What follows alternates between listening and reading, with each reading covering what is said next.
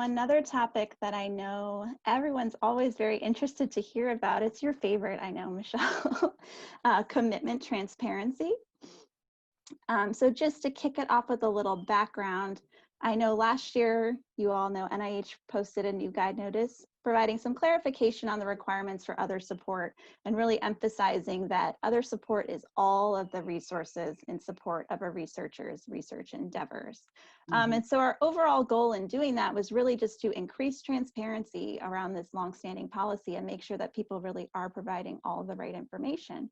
But since then, there's been a lot going on internally and Fed-wide to update our NIH forms and application instructions to align with that update that we provided last year. And we promised that was coming. So Michelle, do you want to talk a little bit about the approach we took as we kicked that off?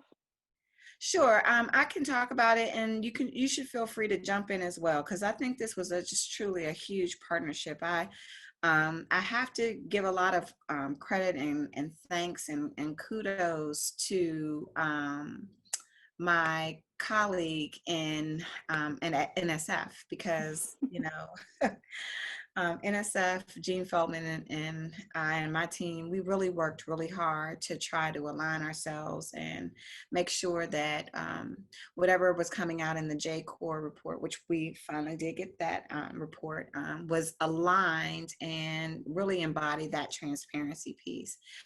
So our real approach, I kind of took it from a grassroots model in that I asked the team to take a look at our current policies and our application instructions, as well as our forms, just that holistic approach to look at, all of the changes that had come out in the J-Core report and all of the things that we had put out in our guide notice, which ended up in the grants policy statement. But there was that one little piece that we had consistently talked about we needed to address, and that was the disconnect between the application instructions and the policy statement.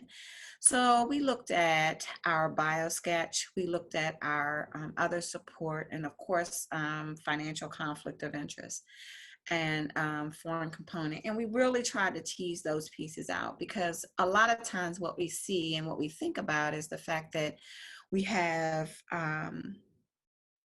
all of these different reports and submissions and transparency and making sure that we have all the information we need. That information is distinct, different, and needs to be reported for different reasons.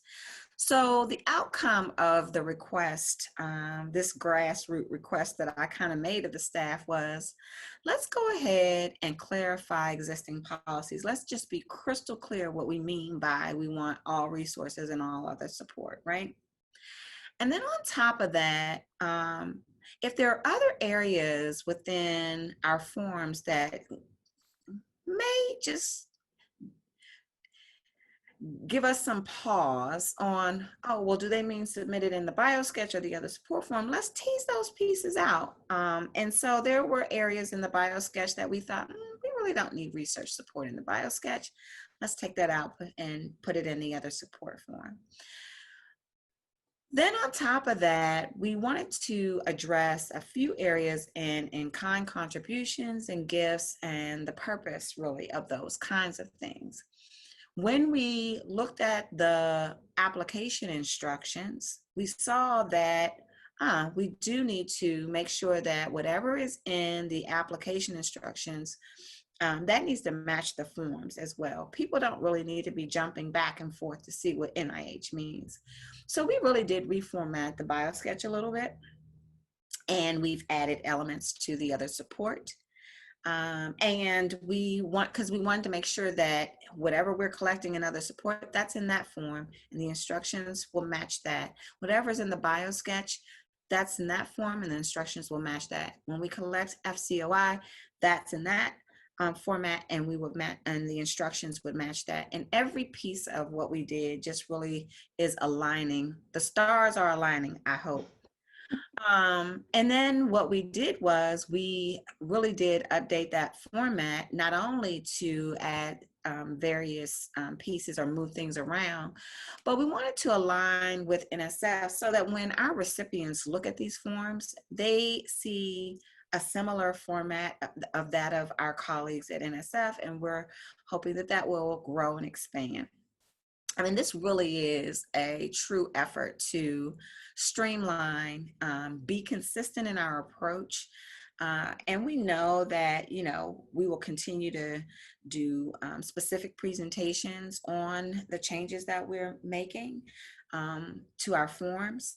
The policy itself, I think, is very settled. It's very clear with the J-Corps report, and the federal-wide activities have stated on research security and transparency.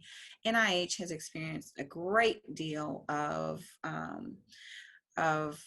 activities in the area of research security, and we've taken it very seriously. Dr. Lauer is still very engaged with our law enforcement and others to make sure that we protect the enterprise. So in doing that, I think that that administrative piece had to come, and it had to come in a very logical way. And we wanted to make sure that we aligned, which was something that we hadn't really had to do in depth like we did this time. So I think the exercise was really fun.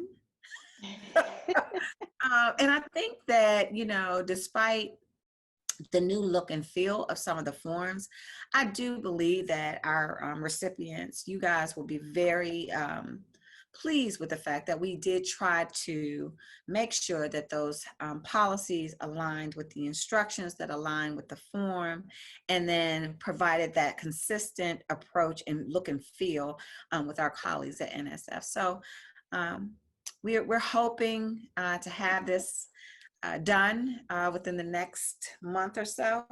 We've been saying that for a while, but when you start sitting down and making those alignments, it really it shows all of the pieces of that puzzle, and so we tweak it every day almost, and I think we've got it there.